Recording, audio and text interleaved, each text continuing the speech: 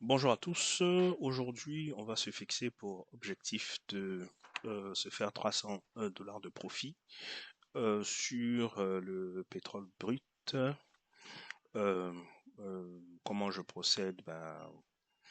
C'est ce qu'on va essayer de voir dans cette vidéo. Avant de euh, commencer, j'aimerais faire un disclaimer. Donc, il faudra que ce soit assez clair. Que tout ce qui est trading euh, présente beaucoup de risques. Donc, là, vous avez affaire à quelqu'un qui a quand même euh, plusieurs années d'échecs. Donc, quand on parle d'expérience, l'expérience, c'est basé sur les échecs. Donc, l'expérience n'est pas basée sur le succès. L'expérience est basée sur les échecs. C'est à force d'échouer, à force de perdre, euh, et qu'on finit en fait par développer certaines qualités, certaines aptitudes. Donc, je ne voudrais pas ici que cette vidéo-là serve de leitmotiv aux personnes qui aimeraient s'en inspirer pour se lancer dans le trading, pour croire qu'il suffit juste de faire un copier-coller de ce que vous allez voir, et puis croire que vous aurez les mêmes résultats. Ben, je vous dis tout de suite, ça, vous risquez de vous casser la figure et de perdre toutes vos économies en quelques minutes. Donc là, ce que je vais faire, je vais juste me focaliser sur certaines informations. Il y en a tellement, hein. Vous savez, le cartel du pétrole, c'est l'un des marchés les plus, je dirais, les plus pipés, on est dans une bataille entre plusieurs groupes d'intérêts et ça ne suit aucune logique.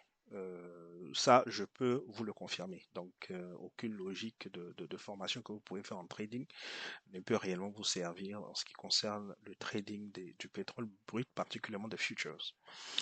Alors, ici, qu'est-ce qu'on voit? Donc, on avait déjà vu ce calendrier-là qui donnait en fait une idée générale des cours de barils de pétrole pour l'année 2025.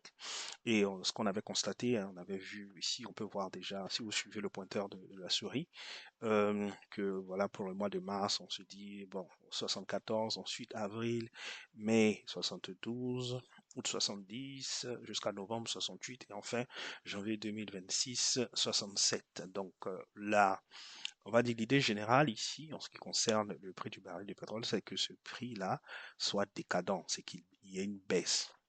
Il y a une baisse. Cela peut être expliqué aussi par des facteurs politiques. On peut, par exemple, citer euh, l'avènement au pouvoir du président Donald Trump aux États-Unis, hein, qui, lui, est un pro-forage. Lui, dans sa politique qu'il a appelé le drill baby drill, donc qui veut dire en fait de forer.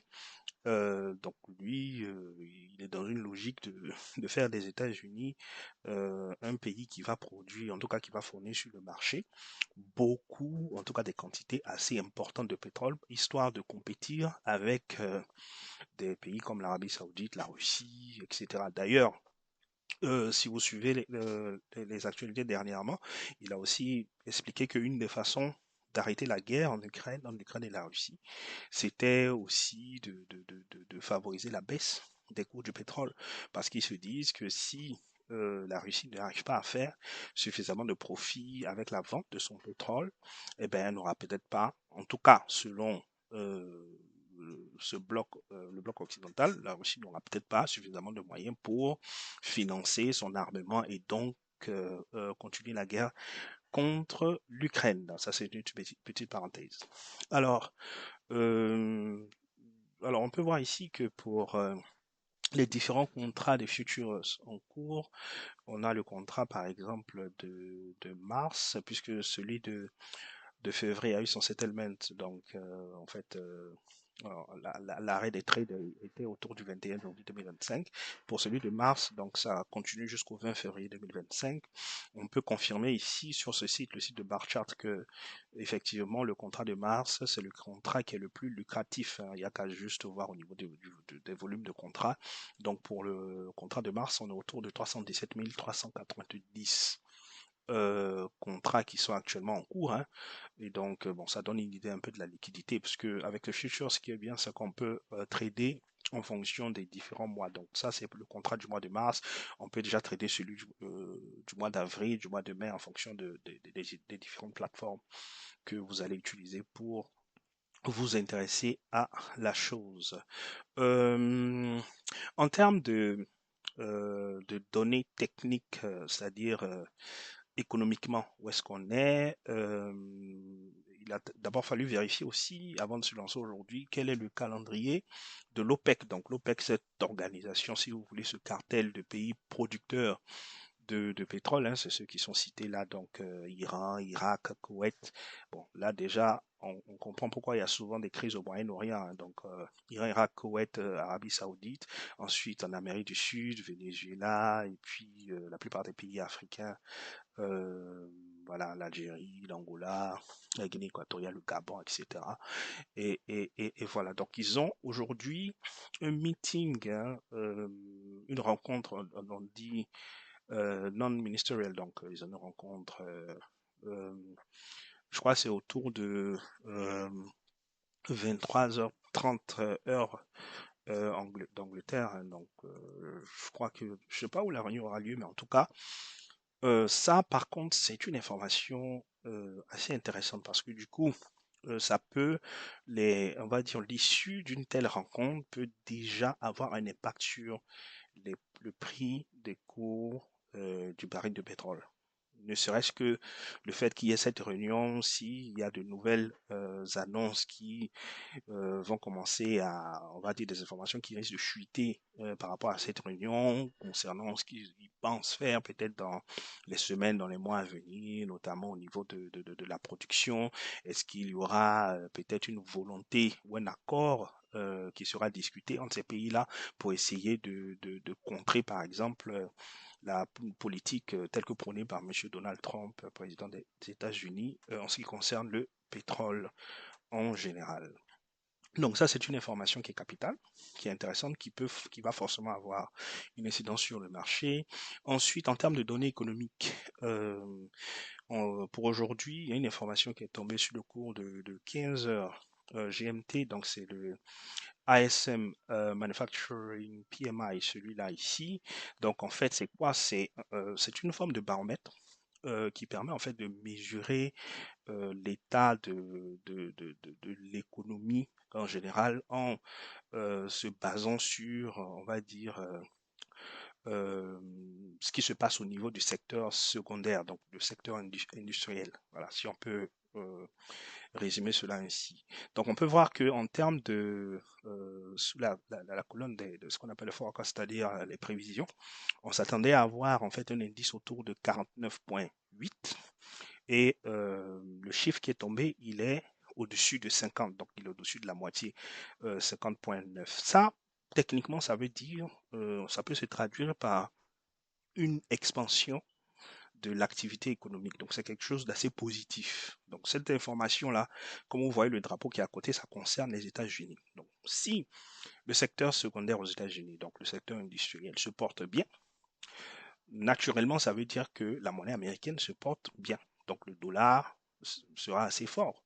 Et si le dollar est assez fort, ça veut dire que pour acheter par exemple du pétrole avec le dollar, puisque avant l'avènement des BRICS, on parlait surtout de pétrole-dollar, donc il y avait cette liaison-là entre la monnaie américaine et, et, et, et le pétrole brut en particulier. Si le dollar est fort, c'est plus facile, c'est vrai, d'acheter du pétrole à partir du dollar, ce qui fait, on va dire, l'avantage de ceux qui possèdent cette monnaie-là, c'est vrai.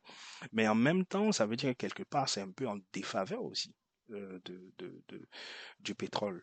Donc moi, personnellement, quand j'ai une information comme ça qui tombe, je peux m'attendre à ce qu'il y ait à un moment donné une forme de baisse des coûts, des cours du baril de pétrole, par exemple, ne serait-ce que pour la journée d'aujourd'hui, puisque c'est aujourd'hui que cette information-là est tombée, donc une information à prendre de façon factuelle.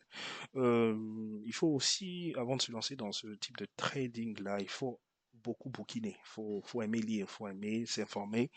Regarder par exemple la situation actuelle au Moyen-Orient, où en est le processus de paix et de discussion, des négociations de paix entre Israël et le Hamas, qu'est-ce qui se passe en Syrie, en fait tout ce qui peut concourir hein, à ce qu'il y ait une sorte de disruption, on va dire de ralentissement ou bien tout ce qui peut bloquer la fourniture du pétrole sur le marché mondial. Ce sont toutes ces informations-là qu'il faut essayer de lire, faire un medley pour avoir une idée un peu globale de l'état actuel des marchés. J'aime bien ce site-là, qui est un site de trading IG.com, qui sur ce site-là donne aussi des informations qui sont intéressantes. Par exemple, lui, il dit que par rapport aux clients qui utilisent cette plateforme-là pour trader, ben, ils expliquent que 70% des comptes clients, hein, eux, ils sont longs. Long, ça veut dire qu'ils investissent en espérant que la valeur va monter. Voilà. Et c'est ce qu'on peut voir ici. On voit que depuis, ça fait un genre de quand on voit le candle qui est là, on voit que depuis un moment, ça commence à, soi-disant, remonter. Voilà. Donc, ce qui, tout simplement, en fait, je justifie cette information-là. Je crois qu'on a fait un petit peu le tour des informations en général. Et puis, en termes de chart, ben, voilà, c'est cette information-là. Donc, on était en chute jusqu'à pratiquement jusqu'à 16h00. Là, on assiste à une petite remontée. Donc, c'est ce qu'on peut voir un peu au niveau de ces différents indicateurs-là.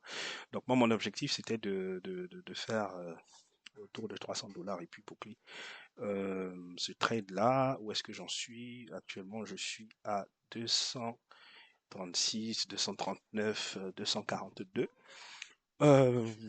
Bon, là, ce que je vais essayer de faire, je vais rapidement bloquer tout ce qui est perte pour s'assurer de sortir de là avec quand même une plus-value. Donc là, lui, il est autour de 150. Je vais déjà, pour minimiser les pertes, déjà, je vais le mettre en plus-value positive. Donc ici, c'est pour lui dire que si tu descends jusqu'à, en tout cas, si mon profit, qui est actuellement estimé à 153 dollars sur ce trade, doit tout simplement diminuer dès qu'il arrive autour de 100 dollars, tu me sors du trade. Voilà, je vais faire la même chose ici, là. C'est juste pour démontrer un peu, hein, bon, ça, ce sont des bonnes pratiques, hein, parce que des fois, tu peux avoir un objectif et puis, selon les conditions du marché, ben, les dernières fluctuations, eh ben, il faut faire des ajustements. Donc là, ce que je viens de faire là, c'est quelque chose d'assez intéressant dans la mesure où ça veut dire que pour ces deux trades qui sont ouverts actuellement, même si le marché venait à subitement chuter, c'est-à-dire que si par miracle quelqu'un se mettait à tousser au Moyen-Orient là, avec des velléités belliqueuses sur le marché, ben moi je suis déjà, j'aurais déjà au moins 150 dollars de profit, ne serait-ce que dans ce trade-là. Et puis bon, après, on pourra s'intéresser à d'autres marchés. Et puis donc là, je reviendrai dans une heure de temps pour essayer de voir l'évolution des charts là et voir si on continue toujours dans cette logique de remonter, j'ai envie de dire remontada comme au football, ou si on va tout simplement continuer à descendre. Pour ma part, je pense que je m'attends à ce qu'on continue à descendre. Et une fois que dans une heure de temps, on constate que eh ben, la tendance est toujours tout simplement la chute des cours, compte tenu de ce que j'ai pu expliquer avec les données économiques, ben, je reviendrai tout simplement sur cette page-là pour refaire des ajustements. Cette fois, je ferai des trail stop loss, donc je vais programmer de sorte à ce il me sorte à ce que je ne perde pas plus de 10 dollars, donc en fonction de la plus-value, c'est-à-dire que chaque fois que le prix va monter, je vais toujours essayer de conserver cet écart de 10 dollars. C'est-à-dire que si je me retrouve avec un profit peut-être de 310 dollars, par exemple, si jamais ça chute et qu'il revient à 300, il me sort automatiquement des deux trades. Voilà, c'est quelque chose comme ça que je vais essayer de faire pour m'assurer d'atteindre mon objectif. Ben, dans tous les cas, dès le moment où j'ai placé mes stop loss, Je sais que j'ai déjà 150 dollars qui est déjà bloqué. Voilà, c'est déjà ça. Ben, je vais m'arrêter là. On fera d'autres séances comme ça pour essayer d'expliquer un peu comment fonctionner, comment essayer de naviguer un peu sans se casser la figure. C'est aussi ça l'intérêt de notre initiative. Allez, je vous souhaite une bonne journée. On se dit à très bientôt. Au revoir.